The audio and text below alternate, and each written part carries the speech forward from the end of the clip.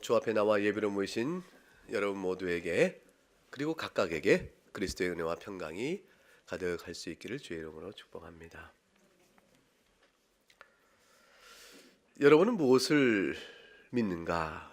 그리고 이어 질문하기를 그 믿음으로 인해서 바라는 것이 도대체 무엇이오? 왜 도대체 예수 그리스도를 고집하여 믿는 것이오? 이 질문이 세상이 우리에게 줄 수 있는 것이요, 또한 여러분이 스스로 답할 준비를 갖춰야 될 뚜렷한 질문입니다. 이 질문들의 답은 예수님 믿으니까 내 마음이 편하네 라는 것은 충분치 않은 겁니다. 예수를 믿으니까 많은 고민들이 줄어들었어, 이것도 충분치 않고요. 예수를 믿으니까 사는 게 좀 더 훨씬 이전보다 나아졌는데, 이런 것으로는 답이 충분치 않습니다. 그 모든 것들은 그리스도를 진정으로 믿는 자에게 하나님께서 베풀어 주시는 여러 가지 선물 가운데 하나일 수 있지만, 그러나 참되게 주어질 답은 결국 믿음의 대상이신 그리스도가 어떤 분야에 따라서 주어지는 것입니다. 그리스도가 누구시며 그가 무슨 일을 하신 분이기 때문에 당신은 그렇게 고집스럽게 예수님을 믿으려고 하오? 이 질문의 답이 결정적인 핵심을 갖게 됩니다. 오늘 요한복음 전체는 다른 복음서나 성경 어디도 마찬가지지만 지금 물었던 이 질문에 대한 답을 어떻게 풀어야 될 것인가, 이 사실에 관한 책들입니다. 특별히 이제 요한복음 1장 오늘 본문의 맥락에 가게 되면 요한복음 1장에 어떤 그리스도에게 서론적 부분이 있는데, 1장 1절부터 18절까지의 말씀, 본래 하나님을 본 사람이 없을 때 아버지 품속에 독생자 하신 하나님이 나타나셨느니라, 이 말씀, 즉 성육신의 사건이 있고요. 1절은 뭐라 하냐면 태초에 말씀이 계시나, 아주 신비로운 사건에 대한 천명, 사실에 대한 천명. 그래서 말씀인데 말씀이 독생하신 하나님이다, 그리고 그분이 곧 예수님이시다 라고 엮어진 요한복음 1장부터 18절까지 말씀이 서러운 부분에 해당되지만, 그 이외에 세례 요한과 관련된 사건, 오늘의 1장 51절까지 전체 내용은 세례 요한과 맞물린 이 사건을 통해서 또한 요한복음 나머지 전체가 무슨 내용을 쓰고자 하는 것인지를 보여주는 넓은 범위 내에서 서론에 해당됩니다. 결국 요점 이것입니다. 예수님이 누구시냐는 것이죠. 과연 그런 분이냐는 것이고, 그가 오셔 한 일은 무엇이냐는 것이고, 그래서 우리에게 어떻다는 것이지, 이 사실에 대한 내용을 특별히 예수님이 누구신가에 관해서 요한복음은 계속 증거합니다. 복음서의 내용이지만 실제 예수님이 누구신가에 관하여 바리새인들과 유대인과의 갈등과 또 예수님을 따른다고 하지만 그러나 다른 목적 따른 자들과의 그 상관관계, 이 모든 상황적 맥락 속에서, 이 상황 안에서 그리스도 누군가를 사건적으로 계속 설명해 주고 있습니다. 오늘도 그런 맥락 중에 한 대목을 보고 앞으로 이런 식의 사건들이 전개되면서 질문이 주어지고 답이 주어질 것임을 우리에게 암시해 준다는 의미에서 넓은 의미의 서론에 해당이 됩니다. 내용은 이렇습니다. 이튿날 요한이 자기 제자랑 두 사람과 함께 서 있었습니다. 제자형이 서 있었는데 예수님이 거니시고 있는 걸 봤습니다. 예수님이 괜히 세례 요한의 주변을 얼쩡거린 게 아니고 예수님께서 뭔가를 하시고 계셨죠. 뭘 하셨겠어요? 세례 요한에게 세례를 받은 이후부터 공생애를 시작하시니까 예수님께서 이제 뭔가 말씀을 가르치셨겠죠. 어떤 이들에겐 병을 고쳐주기도 하셨을 거예요. 예수님께서 제자를 모아 다니시기 이전에 홀로 이제 뭔가를 행하실 모습을 봤습니다. 그 요한이 그 모습을 보고 자기 제자에게 얘기한 것이죠. 자, 하나님의 어린 양이다. 이것은 하나님의 어린 양이다라고 말해주면서 하나님의 어린 양을 쫓아가라라고 제자를 보낸 것과 비슷한 것입니다. 왜냐하면 세상 죄를 지고 가는 하나님의 어린 양에게 죄사함의 소망이 있다는 사실이 너무 명확하니까 이 제자들이 이제 결국 따라가게 됩니다. 세례 요한은 자기 제자를 하나님의 어린 양에게 보낸 거죠. 자기는 신발끈을 묶기에도 합당치 않을 만큼 낮고 천한 사람, 가장 높으신 분, 그분이 참으로 와 있으니 제자를 보내게 되어집니다. 따라갑니다. 따라가서 예수님께 오니까 예수님이 당장에 물으신 첫 질문이 38절에 뭐라고 되어 있습니까? 무엇을 구하느냐 이렇게 물으셨습니다. 어째서 나를 따라오느냐 또는 나에게 와서 무엇을 얻고자 함이냐. 주님은 이제 그걸 물으신 것이죠. 무엇을 구하느냐. 근데 이 질문에 대한 대답이 랍비여 어디 계시오니까 이렇게 답이 나옵니다. 그러니까 조금 엉뚱한 대답 같죠. 무엇을 구하냐 그러면 구하는 걸 말하면 되는데 어디 계시나이까 이렇게 대답을 하니까 조금 엉뚱해서 이게 동문서답이냐 이렇게 생각될 수 있습니다. 근데 이 말은 이들이 사고력이 부족한 것이 아니고 질문에 답을 하기 전에 당신이 누군지를 좀 더 알아야겠습니다 라는 뜻과 같죠. 어디에 계시나이까, 즉 어떤 분이십니까 라는 질문으로 이어져 가는 것이죠. 어디에 계시며 그곳에가 당신과 교제를 하여야 당신이 어떤 분인지 알아야 당신께 뭘 구할지 알지 않겠습니까? 산에 가서 물고기 못 구하는 거잖아요. 물에 가서 나무를 구할 수 없는 것이고, 그러니까 당신이 어디 계십니까? 라는 말의 의미는 당신이 처한 거처와 장소를 보겠다는 것이 아니고 그와 함께 교통하여 당신이 어떤 분인지 알고자 합니다. 그렇게 대한 대답이라고 볼 수가 있죠. 그러니까 39절에 과연 그렇게 이야기가 전개됩니다. 예수님께서 와서 보라 그러세요. 어디 계십니까? 했더니 와서 보라 그랬습니다. 어디 있다고 말씀 안 하시고 와서 보라는 말로 대답을 하십니다. 장소를 물은 것이 아니고 결국 교제를 물은 것이요, 당신이 어떤 분인지 알기 원합니다 라는 뜻을 갖고 있는 질문인 줄 아심으로 답이 와서 봐라 라고 말씀을 하시게 된 것이죠. 그러므로 과연 그들이 39절에 그들이 가서 계신 데를 보았다라고 되어 있습니다. 계신 데를 봤다는 것은 장소를 봤다는 의미가 아니고 계신 곳을 보고 그날 함께 거했다는 의미에서 교제가 있었다는 것을 의미합니다. 예수님과의 교제, 예수님의 가르침을 들으니 이들에게 변화가 생깁니다. 변화가 40절부터 41절에 이렇게 나타납니다. 요한의 말을 듣고 예수를 따른 두 사람 중에 하나인 시몬 베드로 형제 안드레가 있는데, 이 안드레가 먼저 자기 형제 시몬을 찾아 와서 말하되 우리가 메시아를 만났다 되어 있습니다. 무엇을 구하느냐, 어디 계시나이까, 와서 보라 라는 이 세 마디 속에서 질문과 답 가운데 먼저 주어진 당신 도대체 어떤 분입니까? 라는 걸 알아야 구할 걸 구할 거야. 결국 이들이 깨달은 게 있었습니다. 이 예수님의 교제 속에서 예수님이 메시아다, 그걸 번역하면 그리스도니 곧 그리스도라는 사실을 그들이 알게 되어진 것이. 이게 알게 되어진 자 42절에 그들을 잊지 못하고 그들이 데리고 옵니다. 시몬을 데려옵니다. 메시아는 사실을 아는 그 순간 이 벅찬 감격 속에서 자기 형제 시몬을 데리고 오는 거죠.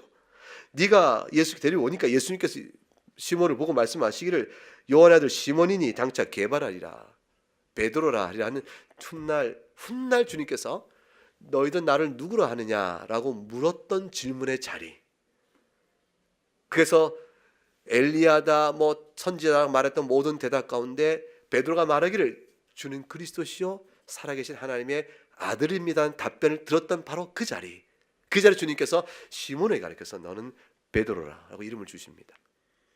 그러니까 주님은 그걸 염두에 두시고 너희는 나를 누구라 하는 질문에 대한 답을 옳게 한 베드로를 게바 곧 베드로 곧 반석이라고 별명을 지어주는 일이 있게 됐는데, 바로 이 사실이죠. 주님이 누구신가, 주님은 너희는 나를 누구라 하느냐란 누구가 너희는 나에게 와서 무엇을 구하느냐고 결코 같은 질문임을 알 수가 있게 되어집니다. 너희는 무엇을 구하느냐, 너희는 나를 누구라 하느냐, 이렇게 연결이 이루어집니다. 과연 베드로가 예수님을 따라오게 된 사건을 어떻게 해서 우리는 이제 궁금하죠. 베드로요, 당신은 어떻게 해서 예수님을 따라하게 됐습니까? 당신 어떻게 처음에 예수님을 만났어요? 이렇게 물을 때 바로 이 얘기를 해주는 거죠. 글쎄 내 형제 안드레가 나를 그냥 데려갔는데 그리스도, 이렇게 주님에 대해서 메시아적 고백을 함께하게 되었다. 이렇게 이제 첫 걸음부터 나가게 되는 겁니다. 이튿날 되니까 주님이 또 제자를 불러내십니다. 예수님이 첫 번째 제자 그룹들이죠. 43절에 갈릴리로 나가려 하시다가 빌립을 만납니다. 빌립을 만나자 주님이 단도직입적으로 나를 따르라고 말씀하십니다. 근데 빌립이 따라가요. 이게 베세다 사람이라 했어요. 안드레 베드로와 한 동네 사람입니다. 따라갑니다. 왜 따라갔을까? 이미 안드레와 시몬의 얘기를 들은 게 있을까? 그건 우리가 모르겠습니다. 생략되어 있는지 어떤지 모르겠습니다. 그러나 빌립이 예수님을 따릅니다. 정말 빌립이 예수를 따른 것은 이 세상이 빌립의 인생 가운데 최고의 영광이요 최고의 복을 받은 것이죠. 따릅니다. 빌립이 따른 다음에 나다네일을 찾아가서 어떤 일이 있는지 모르는데 43절과 45절 사이에 어떤 일인지 모르겠어요. 그런데 빌립이 나단을 찾아서 이렇게 얘기합니다. 45절 한번 같이 읽어보죠. 시작. 빌립이 나단을 찾아 이르되 모세가 율법에 기록하였고 여러 선지자가 기록한 그 일을 우리가 만났으니 요셉의 아들 나사렛 예수니라. 놀라운 얘기를 시작하는 겁니다. 자, 예수님께 나를 따라 해놓고 빌립이 예수를 따랐겠죠. 따른 다음에 얼마만 시간이 갔는지 모르겠는데 빌립이 이제 나다네를 찾아 나옵니다. 이게 공통된 특징이 뭐냐면 안드레가 예수님을 만나니 시몬을 찾아 가보자 하고 빌립이 예수님을 만나니 나단을 찾아 가보자 이렇게 되는 것이죠. 뭔가를 증거하기 시작했습니다. 예수님에게서 놀라운 한 가지 사실을 발견한 거죠. 예수님에게서 새로운 어떤 무슨 깨달음이 있게 된 겁니다. 예수님은 흔하게 만날 수 있는 그런 사람이 아니고, 아니 뛰어난 인간 그런 정도가 아니고, 예수님은 아주 특별한 분인데 그 모든 것들의 합침이 뭐냐면 메시아나, 그 다음에 빌립이 말대로 45절에 모세 율법에 기록하였고 선지자가 기록한 그 이름, 이 모든 건 다 메시아를 가리키는 말이에요. 성경에 예언된 메시아가 그분이시다라고 말하게 된 거죠. 이 벅찬 감격을 말할 수가 없는 겁니다. 예수님께서 무엇을 그들에게 알려주어 짧은 만남 속에서 성경에 기록된 바로 그분이 예수님 자신이심을 저들이 알고 고백할 수 있도록 이끌어냈을까? 얼마나 깊은 이해와 해석적 체계를 갖고 있는지 우리는 알 수 없어요. 왜냐하면 예수님이 승천하신 다음에 사도행전 1장에 40일간 이 땅에서 부활하신 다음에 40일간 이 땅에 거하시면서 하나님 나라에 대하여 성경을 영어로 차근차근 가르쳐 주십니다. 그 가르침을 받은 데에 비하면 아주 초보적이고 매우 아는 것이 미약했겠죠. 그러나 저들이 성경을 아는 바로 예수님은 메시아다라는 사실로 마음에 확 들어오게 되어집니다. 그 뜨거운 마음에 결국은 청하여 불러오게 됩니다. 빌립의 이 전도에 대해서 나다나엘이 어떻게 반응을 해요? 46절 보니까 같이 읽어보죠. 나다나엘이 이르되 나사렛에서 무슨 선한 것이 날 수 있느냐? 빌립이 이르되 와서 보라 하니라. 나다나엘의 반응이 회의적입니다. 미적지근합니다. 아이, 무슨 나사렛에서 무슨 선한 것이나? 뭐라고 그랬어요? 요셉의 아들 나사렛 예수라고? 아이, 그러면 아니지. 모세 율법에 기록하였고 여러 선지자가 기록한 그 이가 어떻게 요셉의 아들 나사렛 예수일 수 있겠어? 나사렛에서는 그런 성경의 가르침 아무리 봐도 나사렛에서 메시아가 나오는 건 아니잖아. 그 얘기를 담고 있죠. 그러니까 나다나엘이 그 당시에 있었던 나사렛이라는 사회적 위치, 평판, 그것을 말했을지도 모른다고 일부 주석가들은 얘기를 합니다. 그 사회적 평판은 뭐냐면 나사렛은 갈릴리 지역에 있어요. 근데 예루살렘은 유대 지역에 있습니다. 유대 지역은 남쪽이고 갈릴리 지역은 갈릴리 호수 이게 서편 쪽, 서북 쪽 그 지역이에요.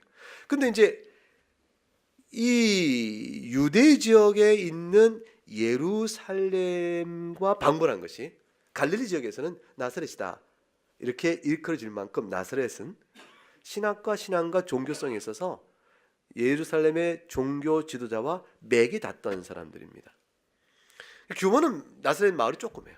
인원은 적지만 그곳에 살고 있는 유대인들의 그 강한 종교적 열정은 예루살렘에 있는 그런 제사장 계열의 사람과 방불하여 제사장 후손들이 거기에 살기도 하고 이렇게 해서 갈릴리 지역에 예루살렘이다라고 일컫는 그런 지역이었어요. 그런데 그 당시 이스라엘의 남은 자들은 예루살렘의 종교 지도자들의 신학과 신앙이 거의 못마땅했습니다. 부활을 안 믿거나 모세 오경만 성경이라고 말하거나 선지 가르침들을 외면시하거나 저들의 종교 양태의 모순성과 이중성을 그들 잘 보고 있었던 그들은 이렇게 고개를 흔들었는데, 그런 나사렛에서 무슨 연결된 거 생각해 보면 그런 나사렛에서 무슨 선한 메시아가 나오겠냐라는 생각으로 사회적으로 평판이 나쁨으로 말을 했을 것이라 일부 주석가는 얘기합니다. 뭐 확실치 않죠. 그런데 성경만만 가지고 본다면 나다나엘이 아마도 성경 해석적 이유를 들었을 것이라 이렇게 생각할 수 있습니다. 왜냐하면 메시아는 나사렛이 아니라 어디서 나오게 되냐면 베들레헴이거든요. 우리가 다 알지만 동방에서 박사들이 찾아옵니다. 이스라엘 왕이 났으니 우리가 그 왕을 뵙고 우리가 선물 주고 경배하러 왔습니다. 그러니까 난리가 나잖아요. 예루살렘이 관심 없다가. 그래서 율법사들 다 불러다가 어디냐 찾아봐라 했더니 구약 뒤져서 미가서를 찾아가지고 어디라고 얘기를 해줘요? 베들레헴입니다. 이렇게 얘기가 나옵니다. 실제로 마리아가 살던 곳은 나사렛이었지만 성경의 메시아의 출생은 베들레헴입니다. 근데 마리아는 누가복음 1장에 나온 대로 나사렛에 살고 있었어요. 그래서 가브리엘 천사가 마리아에게 와서 네가 아들을 낳을 것이다 라고 말해주고 이렇게 수태고지를 할 때 그때 마리아는 나사렛에 살고 있었고, 또 예수님도 성장을 나사렛에서 다 합니다. 누가복음 2장에 보게 되면 예수님이 자라가며 하나님과 사람에게서 사랑스러워 가더라. 그 앞절에 뭐가 되냐면 함께 내려가 나사렛에서 이르니 거기서 부모의 말씀 듣고 자랐다 이렇게 되어 있어요. 그러니까 예수님께서는 나사렛에 성장한 것이죠. 마리아 부모 요셉과 마리아가 나사렛에서 살았고 예수님 거기서 살았다면 적어도 성경적으로 베들레헴에서 출생해야 된 메시아 탄생과는 맞지 않게 되는 것이죠. 그러니까 나다나엘은 아니야 나사렛에 무슨 선한 것이 있겠나 이렇게 성경적 의문을 제시했다고 말할 수 있습니다. 그러니까 빌립은 성경을 들어서 예수님이 바로 그분이야 이렇게 말했어요. 모세율법 선지자에 가르친 그분. 나다나엘은 그래 성경대로 하면 나사렛은 아니지 이렇게 얘기를 주고받았다고 볼 수가 있습니다. 나다나엘이 정말로 그렇게 성경적 사고를 하고 그렇게 메시아 오심을 말씀에 기초하여 생하던 사람일까? 그는 그 다음에 예수님께서 빌립의 말을 듣고 나다나엘이 왔을 때 나다나엘 가르쳐 한 말씀 속에서 알 수가 있습니다. 자, 빌립은 나다나엘이 그 의문에 대해서 이러쿵저러쿵 성경에 보게 되면 답을 줬다 되어 있지 않고 그냥 와서 봐 이렇게 얘기했어요. 와서 보라.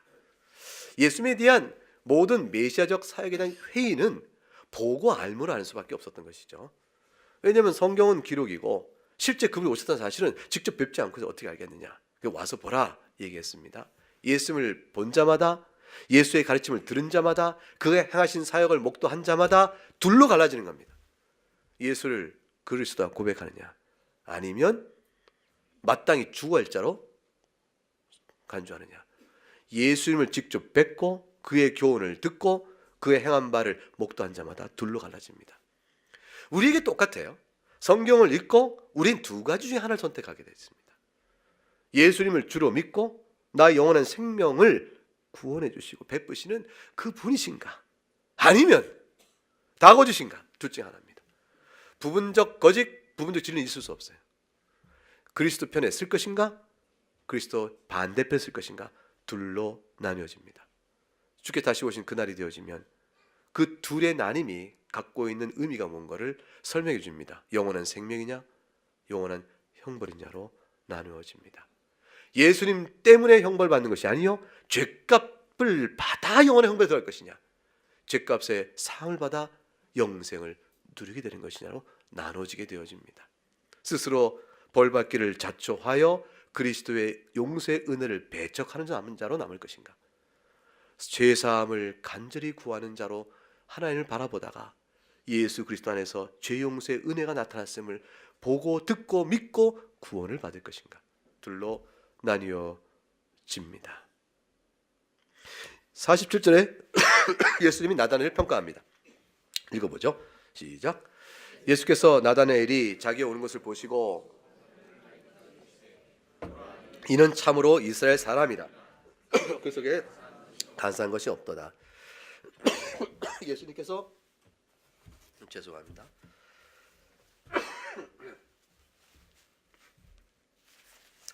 나다나엘 가리켜서 참으로 이스라엘 사람이라 그 속에 간사한 것이 없다. 이건 굉장한 칭찬이에요. 이 간사한 것이 없다라는 말은 일단 하나님 나라를 경외하며 갈망하며 기다려온 이스라엘 남은 자들, 그 당시 예수님 당시 때 경건한 무리들을 가리킬 때 적용하는 표현입니다. 이건 반대로 말하면 죄에 물들어 하나님께서 이건 죄다라고 지적할 만한 죄의 제목들의 이 단어가 들어가요. 간교함, 번역은 때때로는 간사함, 때때로는 속임, 때때로는 거짓됨, 이런 말로 우리말로 다 번역되는데, 그것이 있는 자라 이렇게 말할 때는 단순한 인간관계의 도덕적 거짓말을 넘어서서 진리에 대한 배격이에요. 그러니까 하나님을 거부하는 자의 심령 안에 나타나는 영적 형태입니다. 근데 이것이 없다라는 것은 예수님 당시에 그리스도의 오심을 바라보고 하나님 나라를 소망지에 바라던 얼마 안 되는 사람들 가운데서 나타나는 순결한, 마음이 청결한 영적 상태입니다. 심령이 가난한 자, 마음이 청결한 자, 하나님 볼 것이라 했어요. 마음이 청결한 자 속에는 그 속에 간교함이 없다. 그러니까 이들은 마치 어떤 자와 같으냐면 예수님의 오시기를 한날 갈망하며 기다렸던 스가랴 같은 사람이에요. 아기 예수를 보고 이제 주께서 내 영혼을 놓아주시는구나 라고 자신 앞에 만족을 구했던 스가랴나, 주 앞에 성전에서 날마다 이슬날의 회복을 기다리며 기도했던 안나와 같은 사람, 또 예수님의 장사지를 무덤을 내어준 아리마대 요셉, 또는 사내들이 회원이었지만 그리스도의 가르침 마음에 눌려옴으로 저분이 바로 메시아이겠다 싶은 마음을 가졌던 니고데모 같은 사람, 이런 등등의 사람처럼 이스라엘은 아직 그리스도를 직접 뵙기 이전에 소망지에 바라던 마음의 순결한 자들, 거짓이 없던 자들이 있는데 주님이 나다리 네가 그렇다라고 말씀하신 겁니다. 그러니 참으로 이스라엘 사람이라, 참으로 이스라엘 사람이라 이렇게 말씀을 하신 것이죠. 나다나엘이 48절에 어떻게 나를 아시나이까 이랬습니다. 저는 어릴 때 이 부분을 읽으면서 나다나엘 참 사람 겸손하지도 않다 이렇게 생각했어요. 참 이스라엘 사람이다. 그리고 간사한 게 없다니까 어떻게 저렇게 잘하세요? 이렇게 꼭 보였던 거예요. 그러니까 꼭 저처럼 본 거죠. 제가 뭐 이렇게 제 성격을 투영해가지고 어떻게 잘하세요? 이렇게. 근데 나다나엘은 그 말이 아니고 당신이 어떻게 내면을 아신다고 하십니까? 이 말이에요. 왜냐하면 이스라엘 사람이라 그 속에 간사한 게 없다는 말의 의미가 뭔지를 나다나엘은 아는 겁니다. 하나님 앞에 살아가는 내면 안에서의 영적 순결성과 진실성과 은혜를 구하는 마음, 그 영적 갈망, 이 내적 태도를 주께서 딱 짚으니까 당신 나를 어떻게 아십니까? 이 말을 한 거죠. 그러니까 어떻게 나를 아시나이까 하는 것은 당신 내 속을 봤습니까? 라는 말로 오히려 오는 거지, 그런 줄 어떻게 아십니까? 하는 뜻이 아니에요. 그래서 어떻게 아십니까? 라고 되묻게 된 거죠. 주님이 거기에 대해서 내가 네 속을 모를 줄 아느냐 이렇게 말씀 안 하시고 답을 어떻게 주셨어요? 너를 부르기 전에 네가 뭐하고 나 말에 있을 때 보았노라. 이게 어떻게 답이 되냐 그 말이에요. 아니 어떻게 저를 아십니까? 라고 말했고 네가 뭐하고 나 말에 있을 때 내가 보았노라. 이게 어떻게 답이 됩니까? 내가 너를 어떻게 아냐고? 너 나한테 오기 전에 뭐하고 나 말에 있었지? 내가 그거 다 알아. 보기 전부터 너를 안다고. 그 예수님께서 그렇게 말씀하신 정도의 뜻일까? 이 내용의 흐름은 뭐냐면 네 마음을, 하나님을 향한 너의 마음을 내가 아노라. 참으로 이스라엘이다 라고 말하니 어찌 그걸 아십니까? 라고 물을 때 주님의 무화과 나무 아래에 있는 나다나엘이란 말은 그 대목과 연결된 말이에요. 주석가들은 무화과 나무 아래라는 말 속에서 유대인들이 당시에 하나님 앞에 경건한 유대인들이 곧잘 무화과 나무 아래에서 성경을 읽고 말씀을 묵상하고 주의 뜻을 구하는 기도 생활들을 하곤 했다라는 말을 해요. 말하자면 나다나엘이 자기 골방에서도 기도하겠죠. 그러나 무화과 나무 아래서 성경을 보는 사람이었고 하나님의 은혜를 생하는 사람이었다라는 나다나엘의 개인 경건적 습관을 주님께서 지적했을 것이라, 이렇게 연결해 볼 수가 있는 것입니다. 주님은 훨씬 더 나다나엘을 아는 것이죠. 너의 속을 내가 안다는 것이에요. 네가 하나님을 찾았던 모습을 내가 안다는 것이죠. 그래서 나다나엘이 하나님을 찾고 이스라엘 회복을 기다리며 메시아를 구하는 그 내면 안의 영적 태도, 그거를 내가 안다라고 말하며 그의 그 내면을 알아가는 하나의 행동적 습성으로 무화과 나무 아래 있는 걸 내가 보았다라는 말로 해석할 수가 있다. 이게 주석가들의 상당수의 의견들입니다. 어찌됐건 그것이 과연 그런 것이든 설명은 더 없지만 단순히 무화과 나무 아래 네가 나한테 오기 전에 무화과 나무 아래 있었지 내가 그걸 보지 않아도 안다라는 예수님의 무슨 전지적인 모든 걸 아시는 그러한 자신의 지식으로서의 자신의 특별성을 드러낸 것인가, 뭐 이렇게 보곤 나단에게는 엄청난 충격이었습니다. 근데 나단의 그 답변이 참 중요합니다. 49절 읽어보죠. 읽어봅니다. 나단엘이 대답하되 라비여 당신은 하나님의 아들이시여 당신은 이스라엘 임금이로소다. 하나님의 아들이 이스라엘 임금이라는 것은 당신은 정말로 보통 인간이 아니라 비범한 통찰이 있어. 남들은 못 보지만 전에 내가 당신이 못 보던 가운데 행한 것도 아시나이다 라는 예수님의 지적인 통찰력을 말하면서 이 고백한 것이 아니죠. 하나님의 아들이여 이스라엘 임금이라는 것은 이스라엘 왕이라는 뜻이니 이건 메시아라는 거죠. 즉 말하면 빌립이 고백한 것이요 안드레가 말한 바로 그것을 그대로 따라 고백하게 된 것이죠. 그러니까 무화과 나무 아래에 있는 것을 내가 이미 보았다는 말의 의미는 훨씬 더 흐름 안에서 나다나엘이 하나님을 찾는 자라는 사실을 내가 알았다라는 말로 연결되는 그의 행동의 습성을 말한다고 해석하는 것이 훨씬 더 자연스럽습니다. 여러분이 예수님께 나옵니다. 주님은 어떤 분이십니까? 주님이 여러분에게 얘기합니다. 네가 참으로 나를 따르는 자구나. 주님 저를 어떻게 그렇게 다 아십니까? 주님이 네가 골방에서 또는 부엌에서 설거지하면서 또는 길을 걸으면서 그때부터 내가 너를 안다. 이렇게 말씀하십시다. 여러분이 하나님 나가는 개인 경건의 습관에 따라 행했던 어떤 특성을 주님이 딱 집어 그걸 한다. 모든 답을 다 주신 거예요. 내가 하나님과 어떤 영적 관계 안에 있는지. 기도의 자리가 있고 성경을 읽는 시간이 있거나 여러분에게 개인 경건과 관련된 특성적인 어떤 습관이 있다면 주님 그걸 다 짚으시면 모든 걸 다 설명을 드는 것이죠. 나다나엘은 이 말 앞에서 가장 큰 고백을 합니다. 당신은 하나님의 아들이시오 이스라엘 왕이십니다. 여러분 이 고백을 들을 때에 누가 생각나요? 베드로의 고백이 생각나죠. 베드로가 예수님이 너희는 나를 누구라 하느냐 물을 때 엘리야여 선지자여 등등 에레미야여 뭐 등등 얘기할 때 예수님은 너는 누구? 사람들은 그렇게 말하는데 너는 누구? 너희는 뭐라고 하느냐 그랬더니 베드로가 앞에 나서서 주는 그리스도시요 살아계신 하나님입니다. 하나님의 아들입니다. 이렇게 말하자 주님이 그때 뭐라고 말씀하셨어요? 너로 하여금 이걸 알게 한 이는 혈육이 아니요 하나님께서 내게 알려주신 것이라.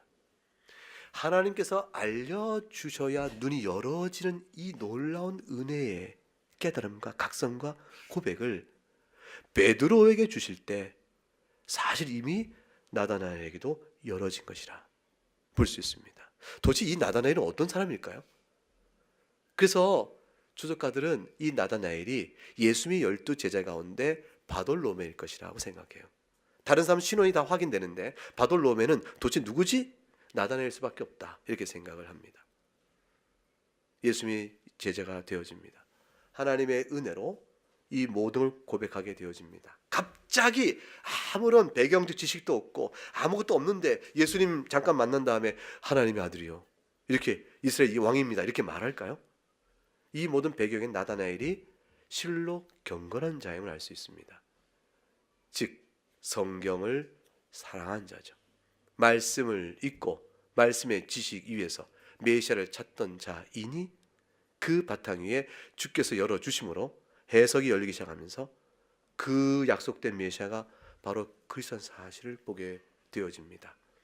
예수님께서 가르친 많은 가르침과 행하신 모든 일을 목도하고도 모를 수 있는 일들을 나다나엘은 지금 여기서 내가 너를 부르기 전에 네가 무화과 나무 아래 있을 때에 보았다라는 이 말 한마디로 메시아적 은혜를 깨달을 만한 하나님과의 사귐이며 영적 경건 속에 있었던 사실을 딱 짚음으로 나다나엘의 이 고백까지 나오게 되어집니다. 그러므로 주님께서 이렇게 답변하십니다. 내가 너를 무화과 나무에서 보았다 함으로 믿느냐 그러십니다. 이제 너에게 고백할 만한 간증거리를 줬으니까 믿느냐 이 말이죠. 정말이야 이분이 메시아라고. 왜? 그러면 이제 뭐라고 설명하겠어요? 나다나엘은 내가 무화과 나무에 있을 때 내가 하나님께 기도했을 때 그걸 다 하셔. 내가 하나님께 기도했을 때 기도를 받으신 분이 그분 아닐까? 이렇게 생각되는 정도겠죠. 메시아일 거야 라고 자신의 나를 알아라는 건 주관적 간증이에요. 근데 주님은 뭐라고 말씀하시냐면 이보다 더 큰 일 보리라 하시고 주님 자체를 드러내십니다. 더 큰 일 보리라. 그리고 또 하늘이 열리고 그리고 하나님의 사자들이 인자 위에 오르락 내리락 할 것을 볼 것이라. 아주 신비스러운 말을 전해주심으로 이제 나다나엘이 말할 모든 것, 예수님 메시아라고 말할 것은 약속된 성경에 대한 해석 넘어서서 그가 그리스도께서 행하신 모든 일의 놀라운 사역을 볼 것이라. 이 사역은 말씀과 별개의 것이 아니요 말씀에 대한 성취로 이루어질 일들이죠. 말씀의 성취로 이루어질 더 큰 일들입니다. 그 일들을 네가 보게 될 것이라. 그 일의 성격은 하늘이 열리는 것이요 천사가 오르락 내리락 하는 것이라 하고 말씀합니다. 여러분, 하늘이 열린다는 것을 어떻게 설명할까요? 이 하늘이 열린다는 것을 설명하려고 주석가들은 두 가지 점으로 크게 보여요. 하나는 실제 열린 것이다. 또 하나는 이게 영적 의미다. 이런 것이죠. 영적 의미라는 것은 우리가 말씀을 깨닫는 순간에 하늘이 열렸다 이렇게 말할 것만큼 또 다른 세계, 신앙 세계가 열린 겁니다. 도무지 예수님이 하나님을 안 믿어지고 무슨 뭐 십자가를 기다다가 어느 말씀의 은혜가 탁 되어집니다. 그래서 성경이 믿어지기 시작한 것이죠. 그 자기가 죄인은 사실이 뼈저리게 느끼기 시작합니다.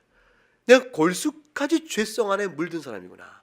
아, 성경이 죄인이라고 말하는 것은 내가 어떤 행위적 범죄 사실이 범법, 규칙에 어긋난 것이 있느냐는 이 문제가 아니고 이 모든 양상해 나가는 내 영혼의 상태를 의미하는구나.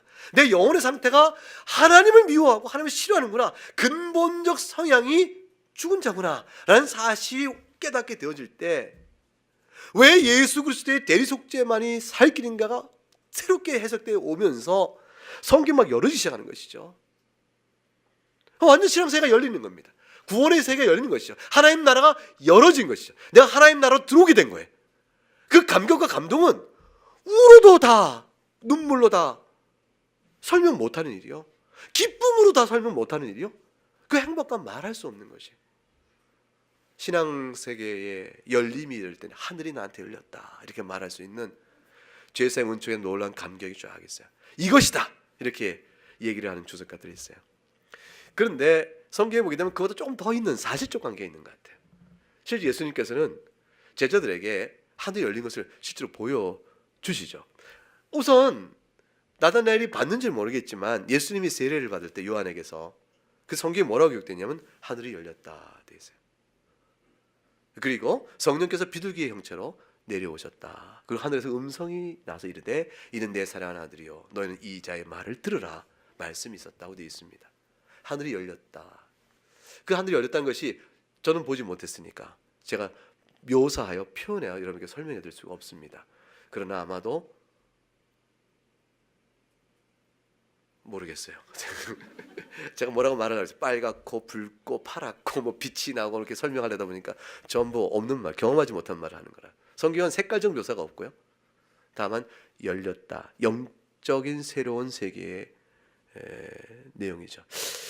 제자들 가운데 베드로하고 요한은 이것에 방불한 경험을 합니다. 그게 뭐냐면 예수님이 산에 데리고 가셔서 호련히 변화하신 모습을 보여요.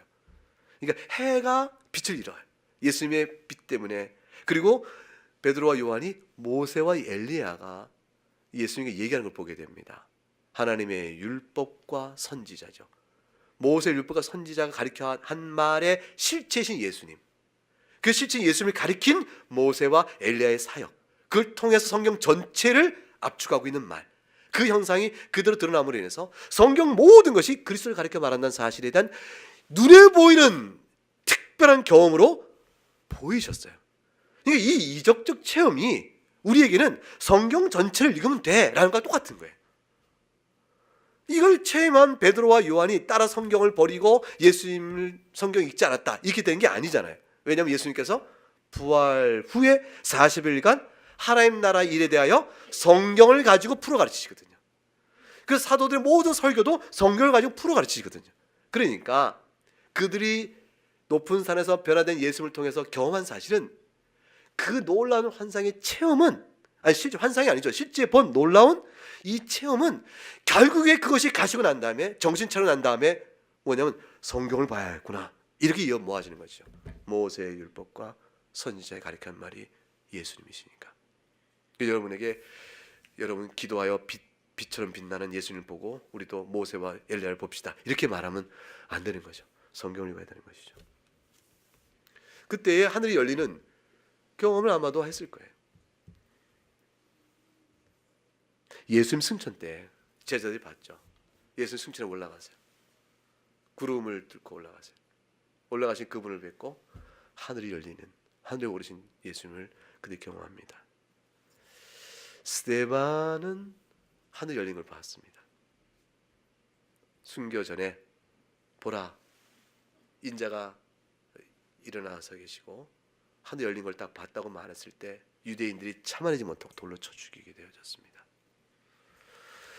하나님께서 구원 역사 속에서 필요한 자들에게 하늘이 열리는 실제 경험도 주신 것은 성경에 기록되어 있습니다. 여러분에게는 그 모든 성경 사실을 통해서 중생의 은을 입어 하늘이 열려진 자들입니다. 이 하늘이 열려서 하나님의 사자들이 인자 위에 오르락 내리락 한 것은 야곱이 도망치다가 광야에서 돌베개 베고 자다가 꿈에 봤던 하늘이 열리고 사다리가 올려지고 천사들이 오락내리락한 그것과 이렇게 비교해 볼 수가 있겠죠. 근데 야곱은 꿈으로 봤을 뿐 눈 떠서는 못 봤던 일을 지금 예수님께서는 제자들에게 지금 말씀드린 사건을 통해서 보이셨고 우리에게는 실현된 사실로 이것을 증거하고 계십니다. 결국 이 모든 것들은 우리에게 무엇을 설명하죠? 예수 그리스도를, 그가 행하신 모든 일을 나단의 고백대로 하나님의 아들이요 이스라엘의 왕이심을 믿어야 할 것을 우리에게 말씀하고 있는 겁니다. 예수님께서 이 모든 얘기를 나단에게 말하면서 특별한 한 용어를 자신을 가르쳐 주셨어요. 그게 뭐냐면 인자입니다. 이 인자라는 용어를 예수님이 특별하게 사용하세요. 그러니까 사람의 아들이라는, 문자 그대로 사람의 아들입니다. 예수님이 왜 인자란 표현을 썼을까? 그 인자란 표현 속에는 예수님이 나단에게 말한 이보다 더 큰 일에 대한 이해를 연결해 줍니다.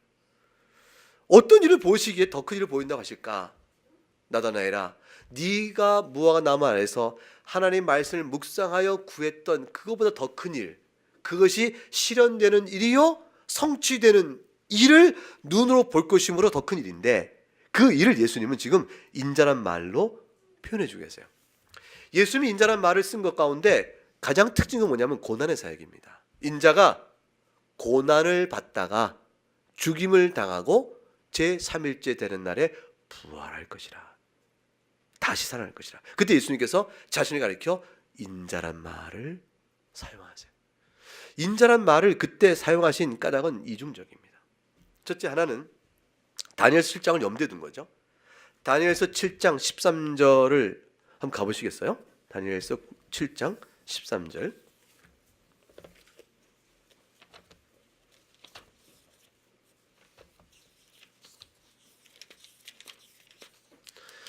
(7장 13절) 읽어보겠습니다. 같이 시작. 내가 또 밤 환상 중에 보니 인자 같은 이가 하늘 구름을 타고 와서 옛적부터 항상 계신 이에게 나아가 그 앞으로 인도되매. 그랬습니다. 여기 보니까 인자 같은 이가 나옵니다. 예수님은 특별히 인자란 말을 쓸 때 다니엘 7장을 염두에 두고 쓰신 것은 틀림없습니다. 이 인자는 하늘 구름을 타고 왔다 돼 있는데 이것은 그가 하나님이심을 뜻합니다. 왜냐하면 구약성경 전체 속에서 구름은 오직 신성을 뜻할 때만 쓰입니다. 구름을 타고 오시고 구름을 움직이시고 구름 가운데 임재, 이것은 출애굽기 19장 9절에 여호와께서 모세에게 이르시되 내가 빽빽한 구름 가운데서 너에게 임할 것이다. 이때 빽빽한 구름은 하나님에게만 적용되는 말이에요. 이사야 19장 1절에 야곱에 대한 경고라 여호와께서 빠른 구름을 타고 애굽을 치실 것이라 할 때 빠른 구름을 타고라는 말도 여호와의 하나님에게 적용되는 말입니다. 시편 104편, 시편 60편 다 그렇게 말씀드려요. 따라서 인자 같은 이가 다니엘서 7장에서 하늘 구름을 타고라는 말은 그가 비록 사람이 모양이지만 하늘 구름을 탔으니 그가 하나님이시요. 그 다음 참 중요한 말이 나오죠. 옛적부터 항상 계시니, 이 말은 뭐냐면 태초에 계시는 뜻이잖아요. 만물이 있기도 전에, 즉 영원하신 이를 의미합니다. 그러니까 옛적부터 항상 계시니, 만물을 지으신 이요, 시간 앞서 계신 분이요, 시간의 창조주시요, 그분 앞에 나와 인도됐다는 말은 인자요 사람인데 영원한 신성을 가지신 분으로 하나님의 권위를 가지신 분이 옛적부터 계신 하나님 앞으로 인도됨에 이게 된 말 속에서 하나님과 창조주 하나님과 인자의 특별한 관계성을 설명해요. 이 표현이 바로 어떤 표현이냐면 요한복음 1장 1절에 뭐라고 되어 있죠? 태초에 말씀이 계시니 말씀이 곧 하나님과 함께 계시니라. 그 말씀이 곧 하나님이시라. 이 말과 똑같은 표현이 다니엘서 7장 13절에 말씀이 태초에 말씀이 계신데 그가 하나님과 함께 계셨으니 함께라는 말 속에 사귐과 교통과 협력이 있습니다. 그리고 그가 곧 하나님이시라. 이 말은 인자 같은 이가 있으니 말씀이 곧 이 땅에 오셔서 인자거든요. 그가 하늘 구름을 타고 하나님이시니 항상 예전부터 계신 이와 더불어 인도되어 협력하느니라. 같은 개념이 구약적 언어로 표현되고 묵시적 개념으로 표현된 것이요. 요한복음 1장은 신학적 설명을 하고 있는 겁니다. 예수 그리스도의 존재의 특별성을 그대로 드러내고 있는 것이죠. 다니엘서 7장 14절 읽어보겠습니다. 그 인자가 와서 행하신 사역의 결과가 뭐냐? 14절 시작. 그에게 권세와 영광과 나라를 주고 모든 백성과 나라들과 다른 언어를 말하는 모든 자들이 그를 섬기게 하였으니 그의 권세는 소멸하지 아니하는 영원한 권세여 그의 나라는 멸망하지 아니할 것이라. 인자가 세우는 하나의 나라가 있습니다. 그 나라를 세워가실 것입니다. 그 나라가 어떤 나라일까요? 어떤 성질의 나라일까요? 그것은 다니엘서에 나오는 짐승들이 세우는 세속적 왕권이 아닙니다. 세속적 왕권의 나라와 전혀 다른 한 나라. 그 나라는 어떤 나라인데요? 죄를 멸하시고 거룩하게 부름받는 참된 하나님 나라를 의미합니다. 그래서 예수님께서 그 나라를 알려주시려고 인자에게 죄사함의 권세가 있는 줄을 알게 하려고 중풍병자를 고쳐주시면서 일어나 걸어라 침상을 가지고 라고 말하기보다 네 죄사함이 받았느라고 말씀했다고 말씀하신 거예요. 그때 주님께서 말씀합니다. 인자에게 땅에서 죄를 사하는 권세가 있는 줄 알게 하시려고 인자가 오셔서 이루실 그 나라의 성질이 죄사함을 베푸신 나라임을 말합니다. 그러니 마태복음 28장에 주님께 나와 이르시되 하늘과 땅의 모든 것을 내게 주셨으니 너희는 가서 내가 너에게 분부한 모든 걸 가르쳐 지키게 하라. 아버지와 아들과 성령의 이름으로 세례를 주라. 말씀하셨는 그 모든 사역의 내용은 다 어디로 모아져요? 죄사함입니다. 죄사함을 떠난 그리스도를 쫓는 모든 일들은 다 거짓이에요. 성경의 가르침이 어긋나는 겁니다. 헛된 나를 쫓는 거예요. 세상의 영광과 세속적 나라의 어떤 권세 때문에 그 자랑 때문에 그리스도 쫓으면 아니에요. 교회의 영광은 죄사함 받은 자의 무리에 영광된 찬송 속에 있는 것이지 교회 영광은 세속적 영광이 있는 것이 아닙니다. 교회는 영광의 신앙을 쫓는 것이 아니라 십자가 신앙을 쫓는다라고 말하는 초점이 바로 거기 있는 겁니다. 죄사함, 죄사의 은혜의 감격, 죄사함의 선포, 아멘으로 화답되는 회중의 무리, 그 찬송, 그걸 이루신 예수 그리스도의 하나님 되심과 사람 되심에 대한 그 놀라운 신비에 대한 감격, 그분만이 우리의 소망이와 기쁨이란 한 가지 사실 앞에 모두 무릎 꿇는 것, 이 사실이 엄숙한 사실 앞에 모두 하나 되는 것. 우리는 전부 다른 사람들이잖아요. 개성이 다르고 성정이 얼마나 달라요. 욕심도 다르고 살아온 배경도 다르고 모두 다르지만 이 한 가지 사실 앞에 우리는 모두가 통일되는 겁니다. 누가 그리스도 이 복음 선포 앞에서 감이 아니라 말하며 누가 어느 게 더 중요하다고 말할 수 있겠어요? 이 하나 앞에서 다 무릎을 꿇으니 하나님도 한 분이요, 주도 한 주요, 성령도 한 영이요, 세례도 하나라. 이렇게 고백될 수 있는 교회의 통일성이 생기고 신자 간의 교통의 기초가 놓이는 겁니다. 그 인자가 구름을 타고 큰 권능과 영광으로 다시 오실 것이라. 이 말을 듣자 대제사장이 이를 가지고 옷을 탁 찢고 참남하다 신성모독이라고 그를 죽이자 정당한 명분을 삼습니다. 그리스도께서 하늘의 권능을 가지고 다시 오실 것이요, 그분이 권능자신 하나님 우편에 계신다는 사실을 믿는 이 신앙은 예수님의 신격화의 우상 숭배냐 아니면 참다운 고백이냐로 나뉘어집니다. 여러분이 우상 숭배라고 하면 유대인들과 합하여 죽임을 당할 비판의 정죄가 되는 것이고, 그러나 그것이 참된 고백이요라고 말하면 참된 그리스도 교회의 고백이 되어집니다. 요한계시록 1장을 한번 가보게 되면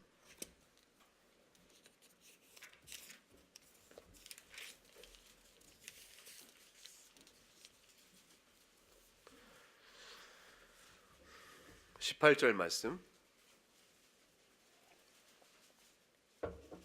1장 18절 말씀을 같이 읽어보죠. 시작.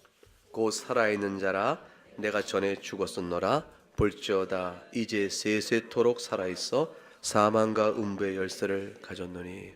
사랑하는 교회 여러분, 그리스도께서는 사망과 음부의 열쇠를 가지셨습니다.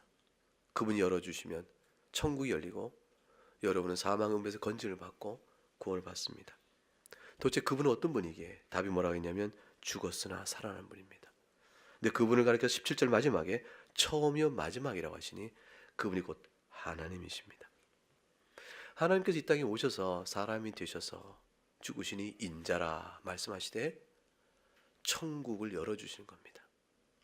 여러분에게는 천국이 열려 있습니다. 한 가지 조건 하나, 그것은 뭐냐면 믿음입니다. 천국 열쇠는 그리스도를 지금 여러분이 들은 이 복음의 내용을 선포하는 것이 천국 열쇠입니다. 그래서 교회가 누리고 있는 천국 복음의 천국 열쇠라는 것은 복음에 합당한 성경의 진리를 강단 선포하는 것입니다. 이 선포된 복음적 진리가 여러분에게 천국을 열어간 열쇠예요. 이 열쇠의 복음적 선포를 귀담아 귀 막아버리고 듣지 아니하고 눈 감아버리면 여러분의 천국이 열리지 않는 것이죠. 여러분이 복음에 대적자 쓰게 되면 천국이 열린 천국문은 닫히고 영원한 사망과 음부의 문이 여러분에게 열려지게 되는 것입니다.